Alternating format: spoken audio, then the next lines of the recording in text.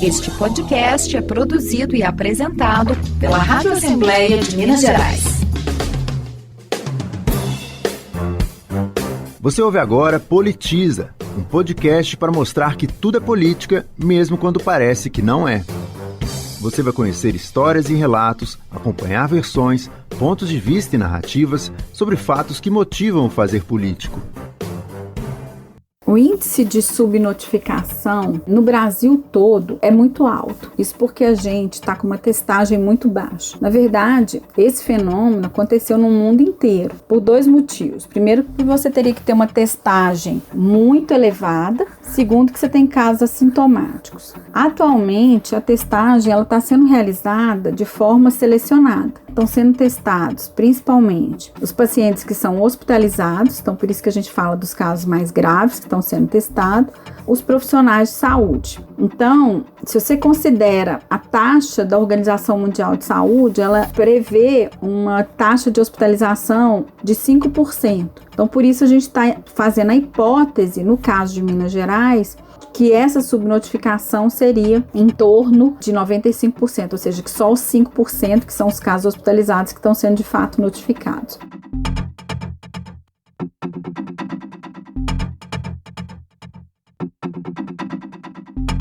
Quem alerta para essa alta subnotificação da Covid-19 é a economista Mônica Viegas, doutora em Economia pela Fundação Getúlio Vargas, com pós-doutorado em Economia da Saúde e coordenadora do Grupo de Estudos em Economia da Saúde e Criminalidade da Universidade Federal de Minas Gerais.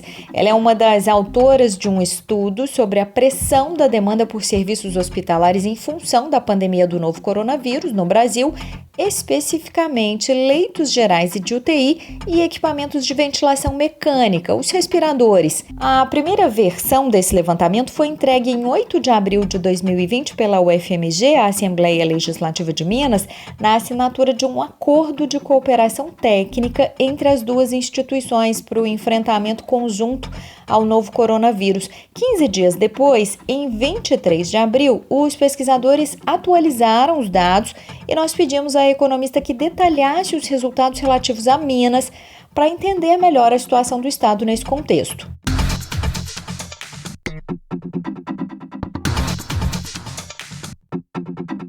Eu sou Graziele Mendes e esse episódio do Politiza é sobre a capacidade da rede hospitalar na pandemia da Covid-19 para atender a demanda da população de Minas, atualmente de cerca de 21 milhões de pessoas, segundo o IBGE.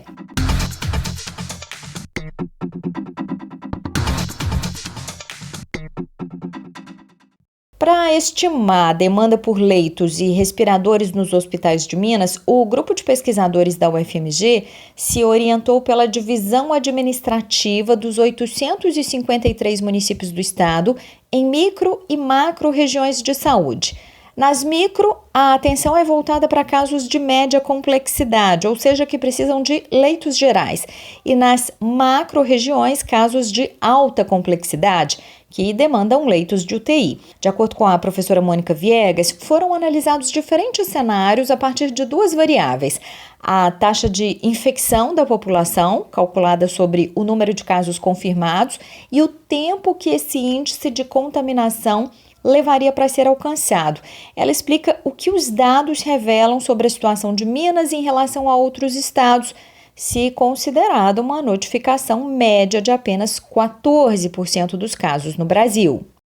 Para entender a situação de Minas, comparando com outros estados brasileiros, a gente primeiro precisa entender como é que o sistema de saúde responde a essa pandemia. A capacidade do sistema de saúde de atender aos pacientes contaminados pelo Covid, de um lado ela depende da demanda, que está determinada pela taxa de infecção na população e do tempo que essa taxa se propaga, e de outro ela depende da oferta. A taxa de infecção, ou seja, o número de pessoas contaminadas, depende de vários fatores: políticas de isolamento e distanciamento, densidade demográfica, condições de mobilidade no ambiente urbano, composição domiciliar, condições de habitação e estrutura etária. E, por outro lado, então, a capacidade do sistema de saúde depende da oferta. Nesse caso, a gente está falando especificamente do cuidado hospitalar. Do ponto de vista da oferta, a situação de Minas é muito próxima à média observada para o Brasil quando a gente considera a oferta total de leitos gerais. Minas tem, em média, das micro-regiões 12 leitos gerais por 10 mil habitantes em relação a 12,16 no Brasil, ou seja, está muito similar. Mesmo se a gente considera somente a oferta de leitos gerais disponíveis para o SUS, a situação de Minas Gerais ainda é relativamente similar. A maior diferença de Minas em relação ao Brasil está na composição público-privada dos leitos para tratamento intensivo. No Brasil, a participação da rede privada é muito importante, principalmente para o cuidado de alta complexidade, que somente 47% dos leitos UTI estão disponíveis para o SUS. Ou seja, 53% são leitos privados não contratados pelo SUS. Em Minas, que essa composição público-privada é mais favorável, esse percentual é de 65%. Nesse sentido, em relação à oferta comparada à média do Brasil, a situação de Minas não é ruim. Está próximo da média no nível e ainda tem uma composição público-privada melhor. Mas e do ponto de vista da demanda? Do ponto de vista da demanda, com as informações disponíveis de 25 de abril, Minas tinha 1.483 casos confirmados. Esses casos a gente precisa corrigir para subnotificação. Se a gente corrigir esse número, considerando que somente 14% desses casos estão notificados, como já foi mencionado em algumas entrevistas do Ministério da Saúde, o total de casos reais corrigidos para Minas seriam 10.593. Esse número de casos corresponderia a uma taxa de infecção baixa, próxima de 0,05. Ou seja, a gente ainda está com uma taxa baixa. Os estados hoje que apresentam as maiores taxas de infecção são Amazonas, Roraima, Amapá, Ceará, Pernambuco, São Paulo, Espírito Santo e Rio de Janeiro. A Amazonas, onde a pior situação, ela está hoje, considerando essa subnotificação de 14%, com uma taxa de infecção próxima de 0,6. É importante a gente mencionar que essa taxa não é uniforme no espaço. Então aqui, quando eu estou calculando essa taxa para o Amazonas, pode ser que essa infecção esteja concentrada em algumas capitais ou cidades maiores, como é o caso de Manaus, em Amazonas. Então, nesse sentido, a situação de Minas ainda é uma situação mais favorável que a maioria dos demais estados brasileiros, porque ela tem uma oferta similar à média brasileira, com uma composição de leitos UTI público-privada melhor, e do lado da demanda, ela está com uma taxa de infecção relativamente baixa ainda comparado aos demais estados. E o estudo mostra a diferença na oferta de leitos e respiradores entre as regiões de Minas. A oferta de leitos gerais seria suficiente para atender os pacientes em quase todas as micro-regiões do estado. Já para atender os pacientes mais graves, a situação é mais dramática, pela falta de leitos de UTI. A economista Mônica Viegas lembra que isso depende de quantas pessoas são infectadas em quanto tempo. A situação para leitos gerais é relativamente melhor entre as regiões de Minas se compararmos com o caso de leitos UTI, que são utilizados para tratamento intensivo. Se a taxa de infecção pelo Covid-19 atingir 1%, o impacto sobre a capacidade de atendimento de cada micro-região de saúde, em um cenário mais otimista, se essa taxa fosse alcançada em um período de 6 meses, somente as micros de João Pinheiro e Patinga que estariam operando além de sua capacidade. A micro de João Pinheiro é constituída dos municípios de João Pinheiro, Brasilândia de Minas e Lagoa Grande. Para esses 3 municípios ainda não foram confirmados casos positivos de Covid-19, o que nos tranquiliza.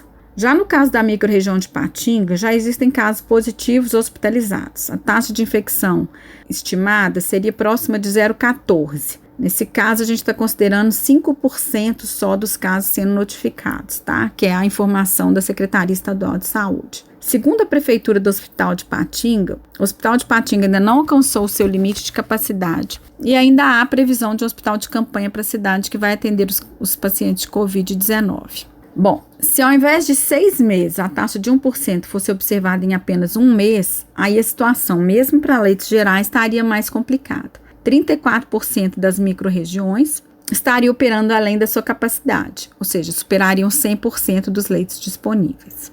Nossos resultados, eles vão mostrar uma situação bem mais dramática em relação à capacidade do sistema de atender os pacientes para os casos mais graves, ou seja, os casos que demandam leitos UTIs. Em um cenário otimista de taxa de infecção de 0,01 em 6 meses, a única macro que estaria operando em plena capacidade seria Triângulo do Norte. Atualmente, com os dados de dia 26 de abril, a taxa de infecção da macro-região de Triângulo do Norte, corrigindo para a subnotificação, estaria próxima de 0,21, o que é já bem mais alta do que o cenário otimista. Então, nesse sentido, a situação dessa macro-região está bastante complicada. Em Uberlândia, por exemplo, a gente já tem 38 casos confirmados. Considerando uma taxa de infecção de 1% em 6 meses, além da Triângulo do Norte, o comprometimento da oferta estaria verificado nas macros de Jequitinhonha, Nordeste, Sul e Centro-Sul.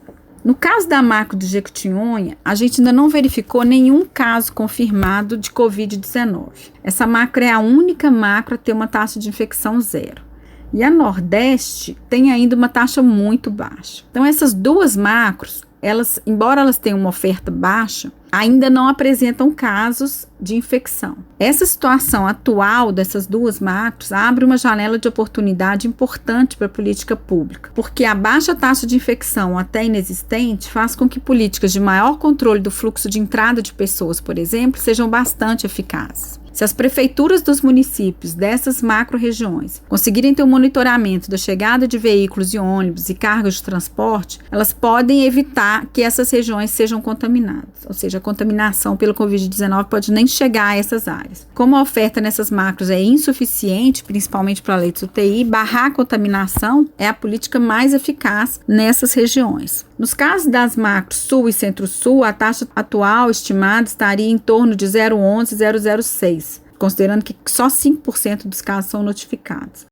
Os números da pandemia de Covid mudam a cada dia, mas para se ter uma referência, até 29 de abril de 2020, a Secretaria de Estado de Saúde informava que 59% dos leitos gerais e de UTI de Minas estavam ocupados.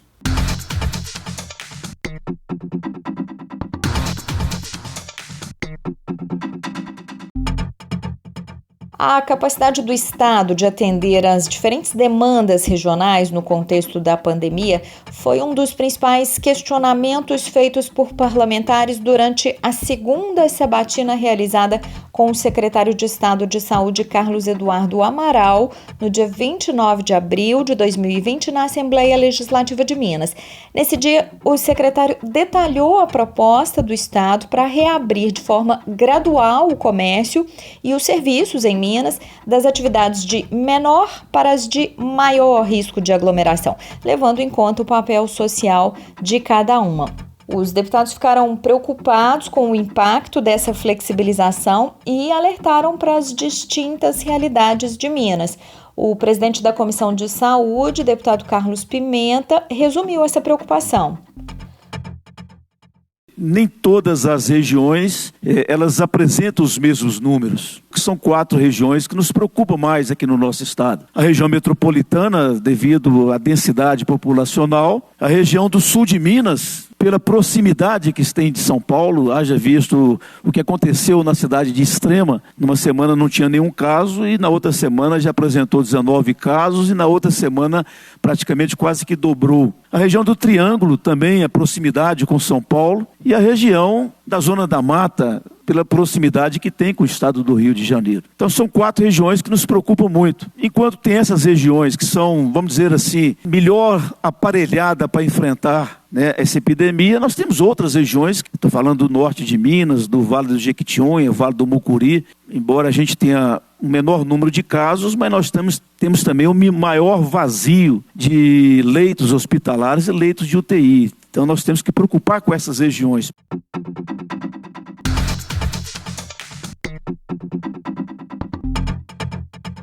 O secretário de Saúde de Minas, Carlos Amaral, garantiu aos deputados que o plano do Estado levaria em consideração não só as especificidades das regiões, mas também as dificuldades dos municípios em tomar determinadas providências, mesmo com recursos. Nesse todo, nós temos mais de 200 milhões já enviados, já nos hospitais e nas prefeituras. Foi o bastante? Não, não foi o bastante. Por que não foi o bastante? Porque nós ficamos sabendo que alguns hospitais e algumas prefeituras não conseguiam comprar os EPIs. Entregar para os municípios, nós não temos condição financeira nesse sentido de entregar tudo. Mas o que nós fizemos? Nós estamos fazendo uma compra que é uma compra real, uma compra em preços muito menores do que hospitais e municípios conseguem comprar. E a ideia nossa é que os municípios venham, peguem na Defesa Civil e paguem preço de custo. Além disso, a própria Secretaria de Saúde fez uma compra. Essa compra nós já distribuímos muitos EPIs e ela tem o objetivo de principalmente servir como um estoque regulador, porque a orientação minha e da equipe da vigilância é assim: nós precisamos, se em algum momento virar um caos, ter ainda um estoque de EPIs.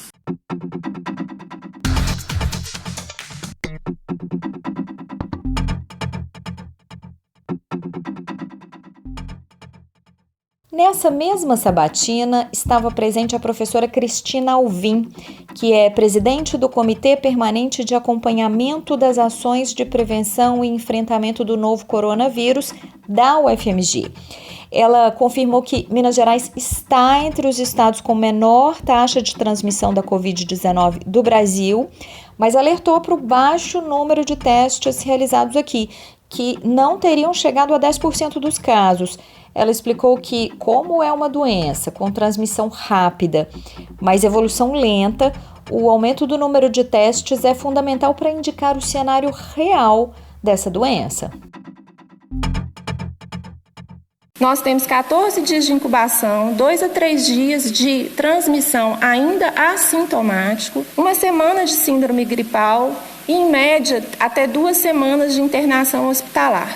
E se nós não detectamos precocemente a transmissão, quando notarmos o efeito da doença na ocupação de leitos hospitalares, já haverá um enorme número de pessoas infectadas. Esses estudos matemáticos que foram feitos na UFMG, eles mostram para nós que, dependendo da mudança que ocorrer na taxa de transmissão, nesse R0, em decorrência da flexibilização do isolamento, o número de pessoas infectadas pode ser multiplicado por 10 sem que se note o aumento da demanda por leitos.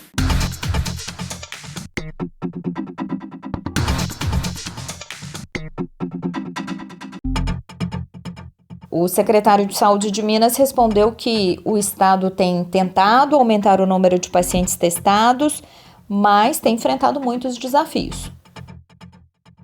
Neste momento é difícil.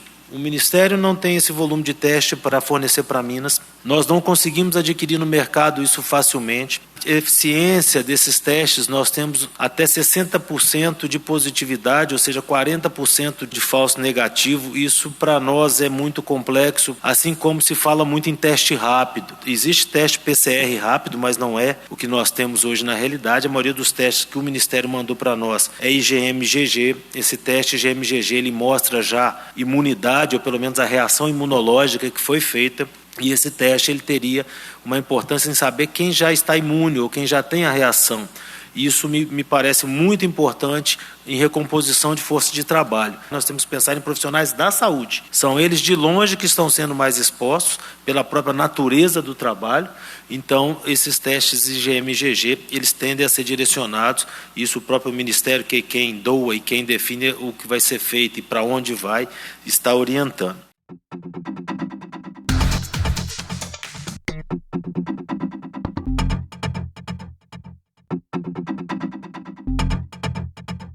Muitas batalhas que precisam ser vencidas até o Estado alcançar a meta maior para o controle da pandemia, que é a desaceleração da taxa de contaminação. Essa é a principal recomendação dos pesquisadores da UFMG, debruçados sobre a capacidade hospitalar de Minas. É o que conclui a professora Mônica Viegas.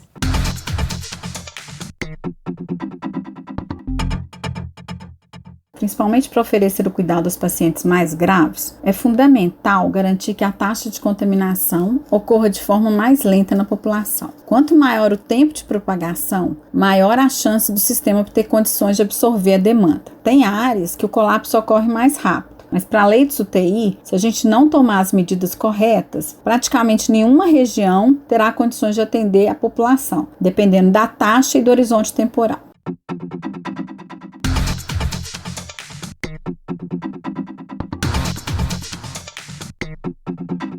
E para a professora, Minas tem condição sim de se organizar para controlar a pandemia, mas precisa usar bem os recursos que possui e observar com atenção os exemplos de sucesso no mundo.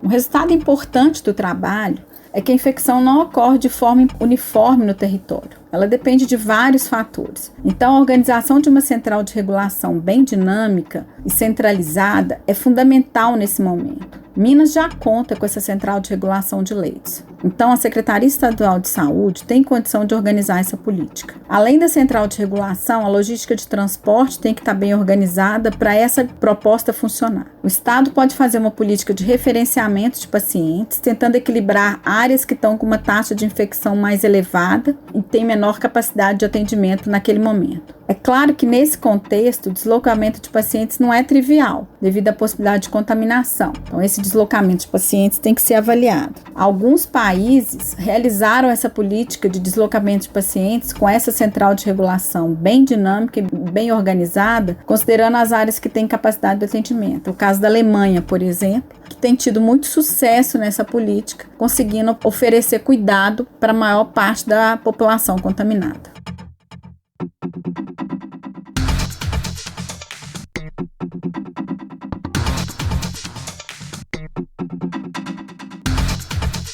Eu sou Graziele Mendes e esse Politiza tem participação de Natasha Werneck na produção e trabalhos técnicos de Clifford Dutra. Todos os episódios estão na nossa página almg.gov.br/rádio e em plataformas digitais. Este podcast é produzido e apresentado pela Rádio Assembleia de Minas Gerais.